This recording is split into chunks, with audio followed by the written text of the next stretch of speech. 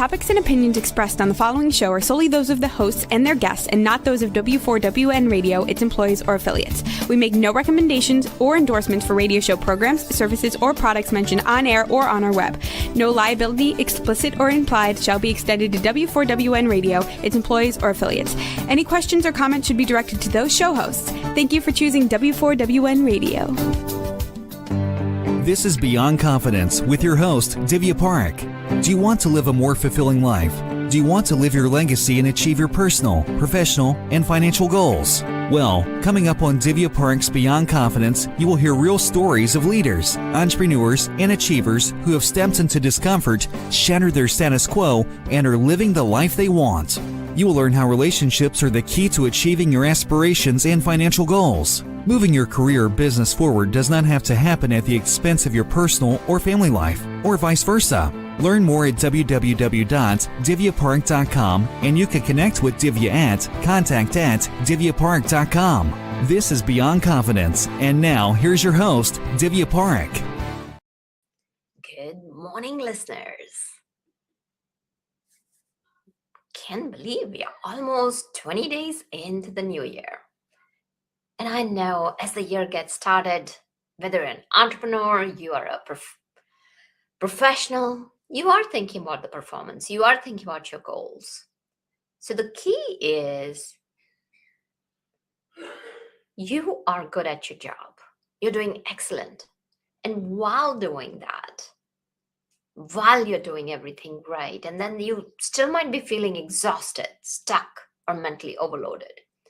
So we don't want that. So today we are going to be talking about how can we stop that burnout? How can we keep you charged and re-energized for the rest of the year? So welcome, Trupti. Thank you so much for having me, Divya. Grateful to be here. Absolutely. It's fantastic to have you. So share with us, do you recall a moment or a person that left a positive mark on you when you were a child or in youth? Oh, yes. I'll never forget. It's amazing how there's just these key core memories that you have. And it was in fifth grade. It was a math teacher. And I really never felt that confident in math. And I remember there was a little bit of a math quiz that was going to be that day specifically. She was handing out a prize for whoever did well on the quiz. And I happened to just be on that day, did well on the quiz, and she looked me in the eyes, gave me the prize and said, you were the top scorer in the class. Keep it up. You've got such a strong brain. And, that statement as, a young adult, it was so remarkable because I still remember that moment. I remember thinking, I have a strong brain. Like no one had ever said that to me. And yeah, here I am 54 years old and thinking back to that day and how powerful our words are when we say them, and especially with intent and with sincere focus to another individual. That is so powerful, and we underestimate the power of teachers in our students' lives. And I have so many moments that I still recall that they're just such poignant memories and leave such a beautiful mark on you. So as you grew, did you know that you wanted to go into medicine? So no, I appreciated the confidence boosting that I had the strong brain. And that gave me this impetus to actually work a little harder because she saw something in me I didn't see in myself, right? And as I got into middle school and then high school, I ended up befriending somebody who would now to this day be one of my most inspiring friends because she loved learning. She would always be the one that in the front of the class would say, can I choose a spot, in one of these three seats so I could look at the, instructor and ask questions. And I always think, gosh, she was so hardworking and so interested in learning. Let me kind of work with her and study with her. And so eventually we both went off for different directions and she ended up doing her PhD in neurosciences. And I started actually in the business school at the university. And I still craved science. And we had kind of gone different directions. I didn't realize I ended up going into neurology, that she was getting her PhD in neurosciences. So obviously she had an impact on me. Yet medicine wasn't the first pursuit of mine. It was actually, kind of almost a last choice for me, which is interesting because Yeah, they say like there's no such thing as failure, it's just feedback. Well, I Mhm. didn't necessarily fail business school, yet I didn't really like it. It didn't align with me. And I thought I was going to love it, and I didn't. And I said, you know what I really loved? I loved learning about science. And so eventually I transitioned over from business school to biology and graduated in that field and then went to medical school. So it was kind of a path that was, not a straight path. And who says life is a straight path? Right? It shouldn't be. It shouldn't be. And the beauty of life is that if you're open and curious and come at it with awe and wonder, you can be surprised. What can you learn from it? What you can experience. So think about it. If you hadn't taken that chance, and if you're like, oh, I've already spent my time in business school and I'm not going to, I've wasted these years, because I have so many of my clients will come and say that I don't want to take this action Right. because I don't want to waste that time. And Mm. as you mentioned, it's not a failure. It's an experience. It's a learning. And life doesn't come with instruction manual. Yeah, and So, sometimes we don't know ourselves as well. We don't know ourselves as well. And sometimes those experiences allow us to get deeper into our truth of who we are, which I think is really powerful. mhm. So when you went into medical school, did you ever think that, oh, I wish I hadn't gone to the business school? I I definitely had some challenges because actually the reason I wrote my second book, The Stress RX, was because of my experience in my first year of medical school. Uh, Mm, my dad's a physician, retired mhm, now. I grew up with physicians, and I was very comfortable with the medical profession and the fact that that seemed achievable for me simply because I had a lot of role models that were in that profession. Yet, interesting enough, because knock on wood, I'd never really had any medical challenges. I never went to see the physician unless it was a school form or something that was a routine exam to do. And I don't think I really understood what it was like to be a physician or to be a patient. So mm, I went into it because I like science. mhm, And this is, 30 years ago. I don't think, I look at my kids now and try to think about your kids now and everyone that's listening. These younger adults have so many unique opportunities that I think are available to them. And I don't know if we knew at that time that we had so many opportunities. I almost feel like, especially as an Indian woman, engineering, business, medicine, there weren't that many paths that I thought I could take. So I just said, okay, I don't like business school. Let me go to medical school. Went to medical school. First year of medical school, I started struggling with sleep issues.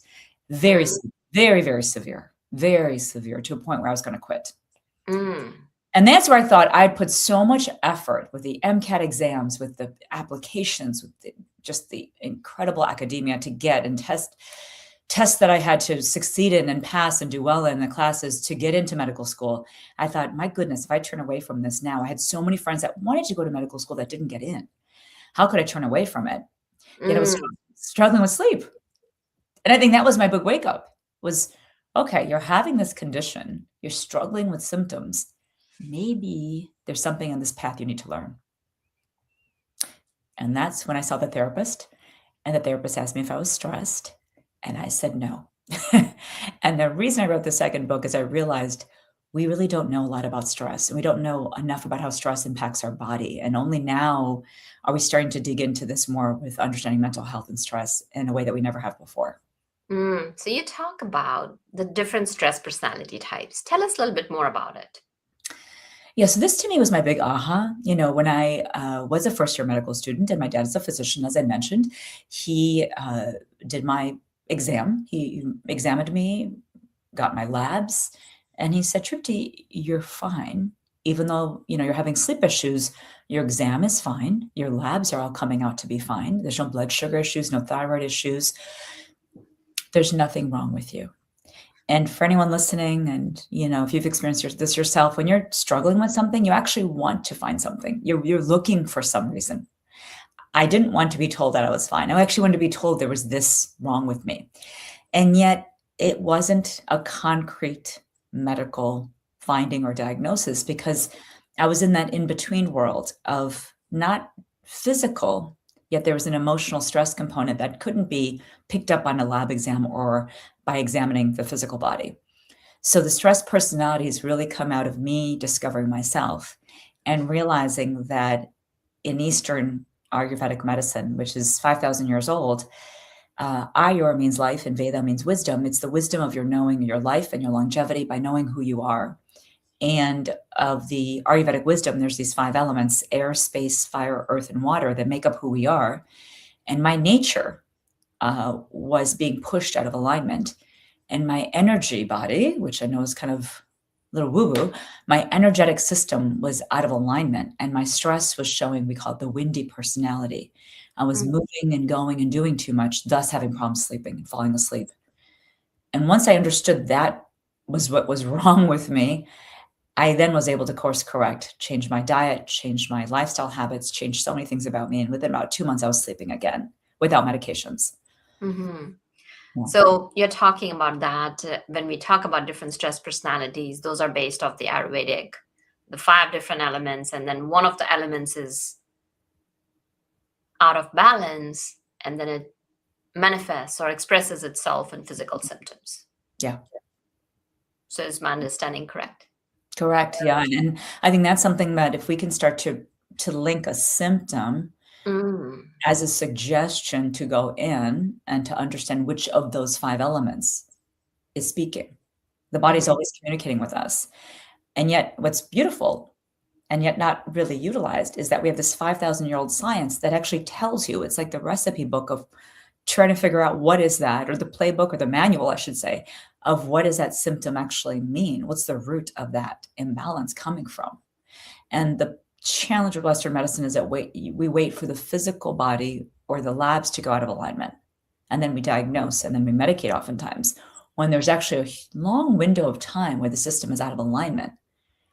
And if we can capture that, here I am 54 years old and thankfully sleeping well. I'm on no medications. And thankfully, I discovered this in my early 20s.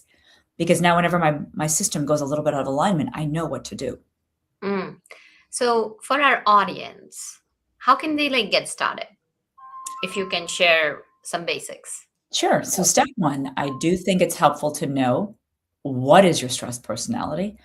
I often start with what is your imbalance, so then we can bring you back into balance.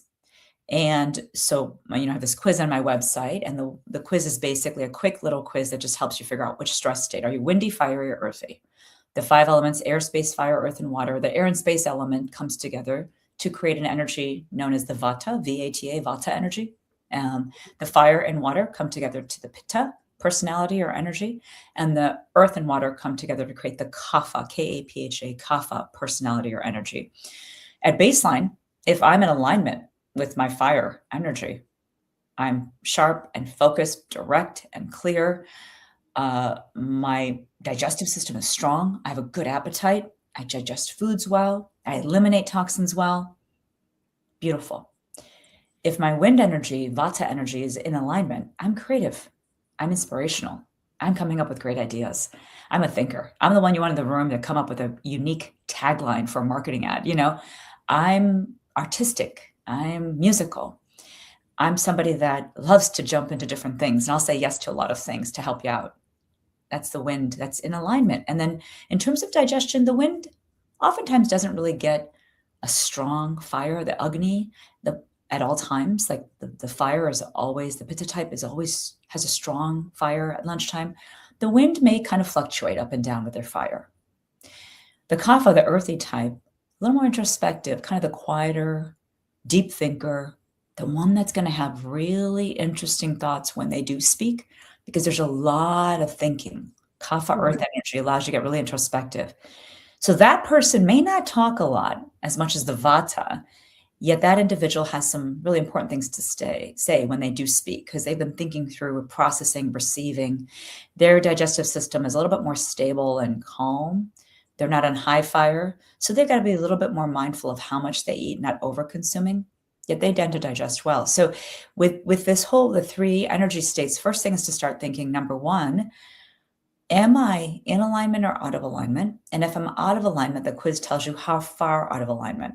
So that wind that's in harmony, that's creative and thinking, if you go too much movement, you skip those meals because you don't feel hungry, You start to drink a lot of cold drinks, you could start to get racy and anxious and constipated and bloated. The fire, if it gets too fire and heat up and driven and intense and maybe demands too much from the meetings and it's over intense during the meetings and wanting to share their thoughts and only their thoughts are the right energy or the right answer, then that person can actually get hot-headed and heated and angry and fiery and nausea and reflux and migraines.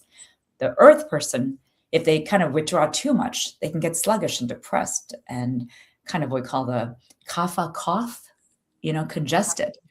So it's actually fascinating. But step one is to know, what does your personality look like now? And then you go backwards. A lot of people want to figure out what their baseline perfect state is. And I say it's almost like going to the eye doctor and getting a new pair of glasses. Figure out what the prescription is. Like, what is your imbalance? What's your imbalanced, kind of prescription? And then bring it back and bring yourself into clarity. And that's the best, I think, for most people, if that makes sense. So what I'm hearing is that explore, where things may be out of alignment, and then bring it into balance with a few different things that you have talked about, whether it is food and diet and the discipline of habit. So you also talk about patterns that most employers miss out as far as the stress pattern is concerned. Tell us about that. Yeah. So, the patterns that are fascinating, and oftentimes I'm going to say one thing, because we live in a world where performance is key, being present, being at your best, putting on that smile, pushing yourself through things, being productive or perceived as productive is really important as a working individual. Oftentimes we tend to suppress symptoms. So as I'm mentioning these three imbalances, keep in mind that very many times when I meet individuals, they tend to suppress their emotions. They suppress, what I'm getting at is fear or worry or anxiety tends to get suppressed. Anger gets to get suppressed and pushed into the system, the physical body, and manifested as, for example, a migraine. I do a lot of migraine work. Anger turned inwards, right, can actually create an autoimmune disease. And this is, if you look at the work of Gabor Mate, you'll see a lot of work on this. And you start to see the kapha, earthy energy, the anhedonic state. It's very hard that we often have to be put in an environment where we have to hold back from what we're really feeling, So oftentimes I'm going to say part of the challenge is not being able to see an imbalance because a lot of people don't express their imbalances openly. So that's step one. So I'm going to encourage everyone here to start to just, number one, become aware. If you're holding things, if you're holding anxiety, fear, anger, depression, to start to let yourself become vulnerable and open, not to everybody at the office, not to everyone in your workplace, to the one trusted friend. There was a study, I was speaking to a law firm that looked at, if you have one trusted friend in your office, your likelihood of leaving that workplace, is reduced by 70%, So having that trusted person, having that person you can just vent to and share with and say, gosh, this is so difficult to go through, allows you to become more vulnerable and open with your energetic, emotional body. So part of the perspective shift is to know that we are holding back. When you start to express yourself, what often, if you're one of the leaders or managers, you don't see is, because the employee or the person is working with you is not sharing, sometimes we need to lean in and we need to ask, how are you feeling about that? Hey, you lost your pet. And I've had this happen actually really recently when I, was in a coaching group and one of my coaching clients lost her dog. And she just seemed kind of quiet on the calls, and she was always really chatty and she was quiet. And I finally said, and she was in a safe group that she had known for a while. And I said, hey, so-and-so, you seem very quiet. Are you doing okay after losing your pet? She burst into tears in front of everybody. And it was so touching and helpful because the call was going to go in a different direction. We were going to talk about a very specific topic on that coaching call. The entire conversation turned into processing emotions after loss. And it was very helpful because she could share in a trusted, safe environment with this group. And I think that is something that we as leaders need to do. We need to recognize that someone may not be obviously showing anxiety, fear, anger. If they are, please lean in. But if they're not, lean in again if you think you need to. And we should be more perceptive. And I think that's part of what working on us does. That's why the Eastern medicine approach is first work on you, right? I think the Rumi quote is, once I was clever, I wanted to change the world. Now that I'm wise, I change myself. So first step is to work on you and then start to work on others. And I think if we can all do that, we can be more effective in terms of our workplace, our teams, and helping others clear what they're going through. And then they become stronger employees and individuals and coworkers and partners, to work with.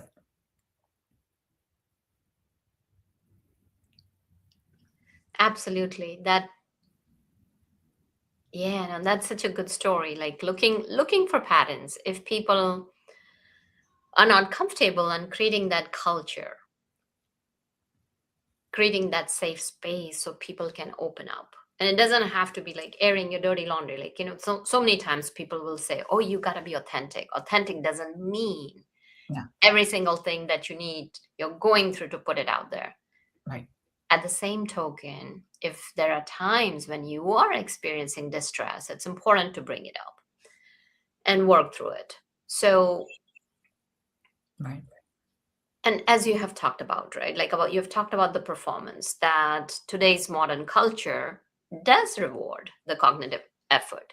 Mm-hmm. So how can professionals, leaders, or for that matter, anyone, how can they recognize their instinctive system that, okay, something is off, and what can they do about it? Wow, great question. And it's shifting the climate in terms of the work from home, the not having the human contact. It was a lot easier in the days we'd go into the office and see each other, right? Mm-hmm. It was a lot easier when we could look at someone and talk to them and pick up on things. And now, when you think about this idea of presenteeism versus absenteeism, and individuals are working from home and maybe not fully there, even though their computer is on, they're logged in, their inbox is open, their Slack channel is open, but they're not really often there. And so we looked at this, and I was thinking actually even of some migraine individuals that are in the middle of a migraine yet couldn't take a day off because they were working on some project that needed to get completed. And they would say to me that I tried to focus. I tried to concentrate during the meetings. I tried to contribute, yet my head was just throbbing, severe pain. I had severe nausea. I couldn't even barely sit. I was dizzy. So you try to imagine. And so from the perspective of the employer or the individual running the meeting, back to being present, number one, checking in with yourself first, pausing, reflecting on your team, not doing all the talking, letting everyone contribute. If someone is not contributing, lean in and ask them, are you okay? Everything all right with you right now? If you're noticing that when they do contribute, they're talking very fast, or they seem to be in a state where their system is not in alignment. And this takes perception. This isn't something, it takes getting to know a person, right? Getting to know what their baseline is to know when they're out of alignment. So talking really fast, interestingly enough, is one of the vata imbalances. If I'm using my hands a lot and talking like this and going, I'm kind of anxious because I'm not able to maintain my energetic system in a calm and balanced state. So I start talking faster and moving faster. That's part of my wind energy imbalance. So my mom is interesting. She used to say to me, Trupti, you talk so fast. I have no idea how any of your patients are going to understand you. This is when I was in medical school. She was the first person to pick up on my vata imbalance, my wind imbalance. That's a classic wind. I would talk so fast, right? Mm-hmm. And I just said, Mom, I have so much in my brain to get out. I have so much to say. She said, your patients won't understand you. And she was giving me that early diagnosis. My dad, the doctor, said, you have nothing wrong with you. My mom said, no, there's something wrong with you. And so I didn't know what the nomenclature was at that time, but I was starting to learn about the wind balance. And this was actually even before medical schools. When I was applying to medical school, she said that, right? And then when I got to medical school, that's how I read the, books on Ayurveda. And that's how I really discovered Ayurveda. Actually, I didn't tell you this pit stop I made between the therapist and learning about Ayurveda was actually the psychiatrist office. And my dad took me to his best friend, a psychiatrist. And in 10 minutes, the psychiatrist diagnosed me with depression and gave me Prozac. And I said, no, thank you. I'm not doing this. And I didn't believe the diagnosis. I didn't believe in the prescription. That just was for me. If anyone out there is taking a prescription or has a diagnosis, please, this is just my own personal story. For me, it didn't make sense. I ripped up the prescription and then I decided to go to the bookstores because that's all we had 30 years ago. We didn't have social media and, we had very little with the internet going on and not a lot of resources, right? So I went to the bookstore, went to the self-help section, and I found books on Eastern medicine. And because my mom would say things like, you talk so fast and all that, when the book started talking about or language was written about movement energy, wind energy imbalance, the vata windy state is when you start talking faster, moving faster. You skip meals. You don't feel hungry because you're moving all the time. That's a reptilian brain response. As a neurologist, I think about the brain and I think about the prefrontal cortex is that highest level of ourselves. That's that when you're operating from prefrontal, you're in that really perspective of all sensory systems are on. You're hearing, you're feeling, you're able to perceive touch and smell and sounds really well because the prefrontal cortex is on in a very balanced manner. When the reptilian brain turns on, the senses turn up, but what they're looking for is danger. And so that windy, excitable state, it's almost like that freeze state. Your body gets tight, your neck gets tight, you start talking faster and moving faster. And so for me, that was that state I was in. And thankfully, my mom kind of picked that up. And then I read the books and said, okay, let's work on my wind energy state.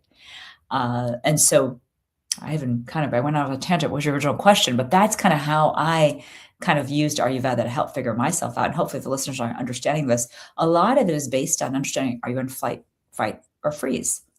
And if you're in flight state, that's the withdrawn kapha. If you're in fight, that's the fiery pitta. If you're in freeze state, that's the windy kind of vata state. And we often go into state. So as an employer, is your individual going into state? Are they being really quiet? Are they talking really fast? Are they really angry and irritable on the calls? Are they sending you Slack messages that are kind of off-putting, or others in the team, emails that are kind of sharp and somewhat, aggressive? That's how you pick up. Mm-hmm. Yeah. And so you mentioned that. So how did you integrate these things? Like, you talk about integrative medicine into your neurology practice. So it was almost as if I couldn't unsee what I had seen. Once you delve into this information, I basically healed myself, to be frank with you. I knew this knowledge was there. I hadn't gotten certified in Ayurvedic medicine. I just started becoming a voracious reader and listener to everything I could, lectures and conversations and books. My free time, I just kept reading Ayurvedic books. And then I got into my neurology practice and I was working in a headache clinic. It was a tertiary third line headache clinic, meaning patients had already failed their primary care doctor. They'd failed their traditional neurologist. And they were seeing us as specialists. And this is, quite a long time ago, 20, 30 years ago. It was a fee-for-service clinic. It's when concierge medicine now, it's more concierge style. Very few doctors were doing this. It was very rare to do a fee-for-service clinic.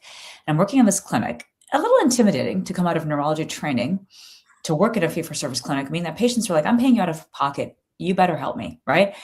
And what was happening in that practice was patients were failing Mayo Clinic. They're failing all these top clinics, Stanford, coming to us saying, what can you do for us that those doctors haven't done? And I'm paying you in cash.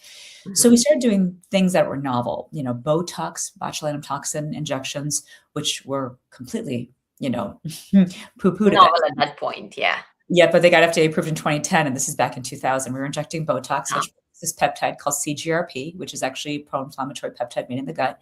But we were blocking that peptide. We were doing different novel treatments.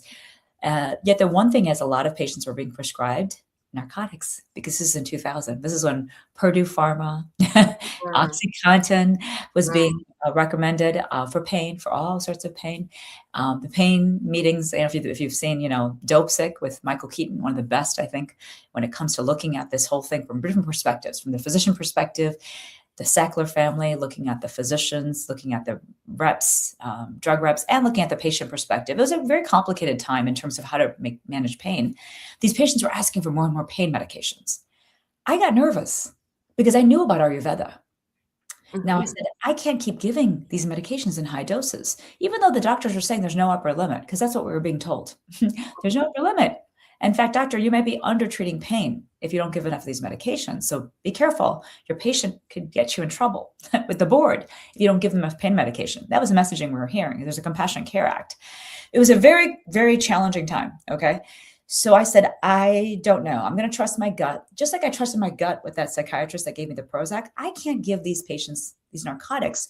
So I'm going to learn Ayurveda. So, my husband, who was really kind of done with me studying because I had just finished my board exams and just had a new baby. And I said to him, I'm going to go train in Ayurveda. He said, are you kidding me? Now? You have no time. What are you doing?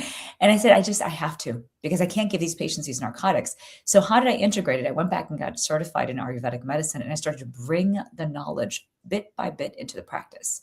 I knew that giving narcotic medications wasn't going to be good for these patients long term.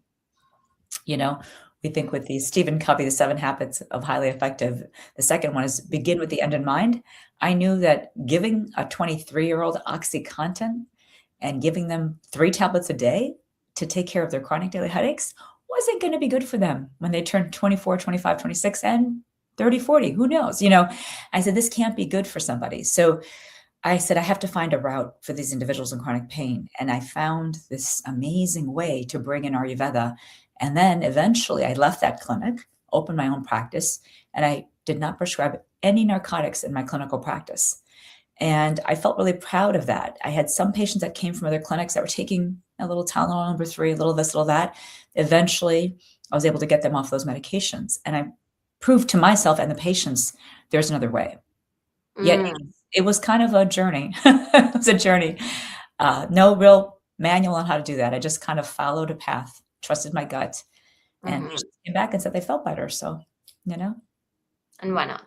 yeah. So you talk about the 3 brain systems. Tell us about that and how our audience can use it to improve their lives. Yeah. So step 1 is getting to know your stress personality. Am I windy, fiery, earthy? Step 2, once you've kind of gotten that, okay, I'm running really fire. I'm a real fire type individual. Where in my system am I carrying most of that energy? Okay.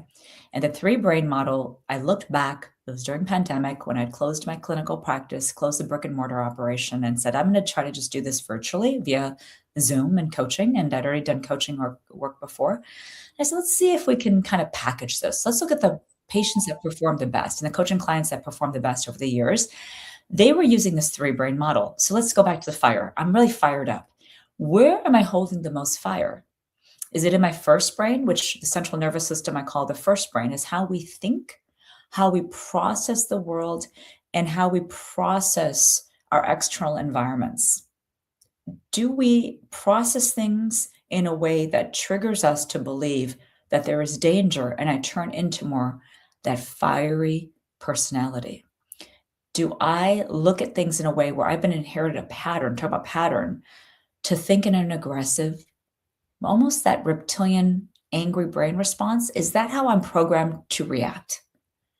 And there's no disrespect. It's not that we've chosen this program. This is often an unconscious program that we picked up before age 10, because our brain waves before age 10 are in this theta delta brainwave pattern like sponges. We pick up patterns from our mom, our dad, our caretakers, our teachers, our, maybe the people, that you're spending a lot of time with in church. Who knows? But you pick up patterns, your friends. And if you spend a lot of time with individuals and you're around individuals that give you a program, you may have a program that's more in that alignment, that you tend to go to a more reactive, angry state. And there's nothing wrong. You haven't chosen that. It's just who you are, just owning that. So number 1 is first brain. How do we think? How do we perceive? And how do we see the world? It could be the same external event. I get really pissed off and angry about it. Someone else gets anxious, another gets depressed, another stays neutral. Most external events are actually pretty neutral when it comes to how they really relate to us. There's a lot of things happening in the world. Don't get me wrong. A lot of things. Every moment you turn on the news, there's things happening. When it comes to affecting us, think about your own being. If it's not affecting you directly, do you go into state and stay there? That's your first brain thinking. Second is how you feel. That's the enteric nervous system. That's the 200 to 600 million neurons that are within your gut that are sensing feelings. In fact, we feel first before we think.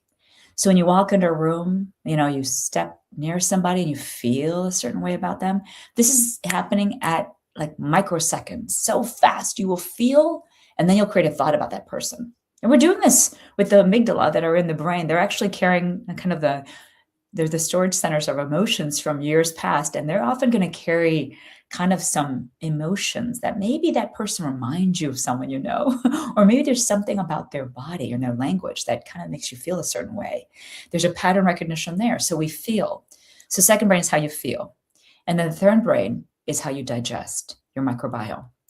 And so what I realized in my patients and my coaching clients is that some individuals had more of a gut imbalance that needed to be worked on because they were eating, for example, back to fire, they're eating fiery foods, a lot of spices, a lot of heating foods. They were skipping their meals. They were skipping lunch, which is the most important meal for the fire type. And those patterns need to be changed. Some were blocking their emotions. They were holding really some deep, deep emotions of guilt or shame, and they're really angry, maybe with things that happened in their past, or they did that they think they did, that they're not letting go of and not forgiving themselves over. Some people were holding thought patterns that weren't aligning with them. I can't do that. I have to be that way. I must be that way. That's a very classic fire type, that perfectionistic mindset, right?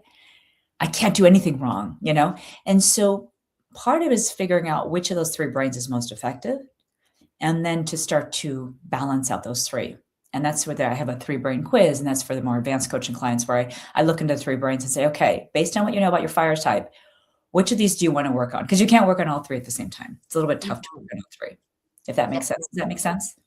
Yeah, absolutely. So a lot to think about, a lot to reflect upon and put it into practice.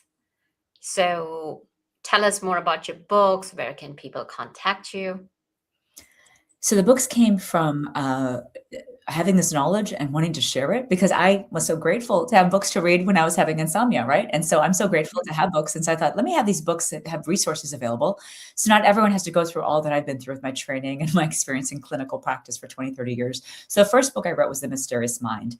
And The Mysterious Mind was written actually in 2015. It became an Amazon bestseller. And what I'm glad about with this book is it was a great guide for individuals. Now it's a guide for anyone, a little bit more geared towards those that have headaches and migraines, though I think a lot of people can benefit from that book.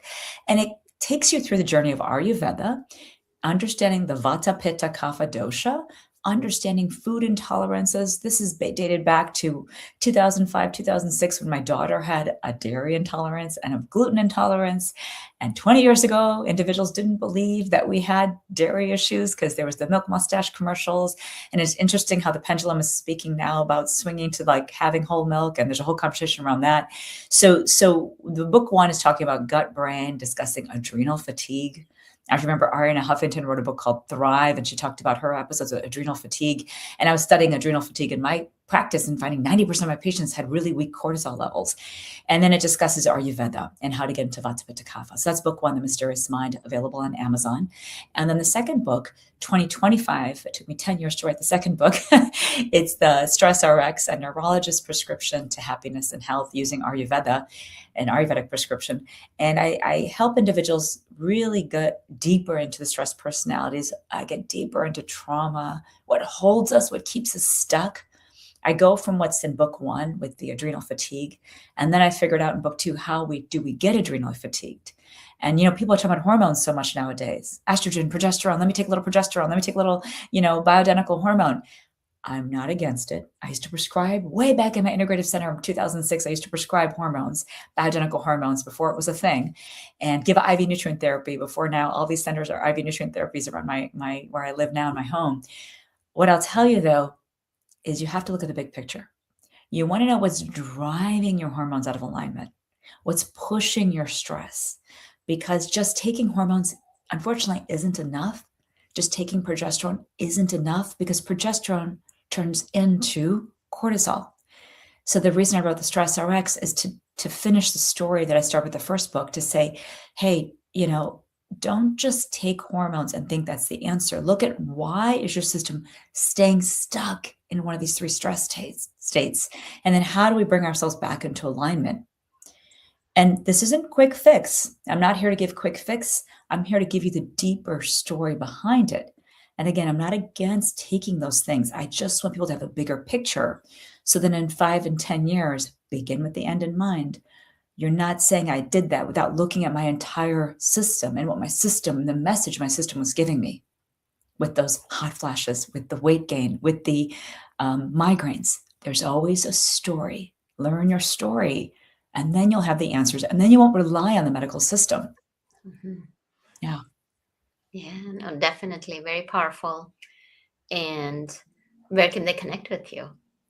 So right now I am running some coaching groups. I don't offer them throughout the year very often, though. For anyone interested, they can go to my website, truptigokanimd.com, and or they can go to the Stress RX, and that leads them to my website if that's easier to remember.